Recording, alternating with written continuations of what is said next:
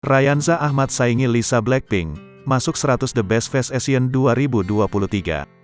Kelucuan Ryanza Malik Ahmad, putra bungsu dari Raffi Ahmad dan Nagita Slavina jadi perhatian.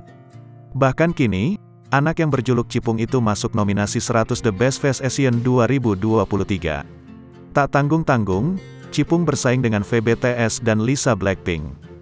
Berdasarkan pantauan Tribun News, Cipung menjadi satu-satunya bayi yang masuk dalam nominasi itu. Cipung bersaing dengan sejumlah artis Asia lainnya termasuk idol K-pop, member BTS dan Blackpink. Hal itu terungkap dari unggahan Instagram 100 The Best Face. Banyak penggemar yang turut memberikan dukungan pada bayi usia 1 tahun itu, terlihat dari banyak netizen yang menyukai unggahan foto Cipung.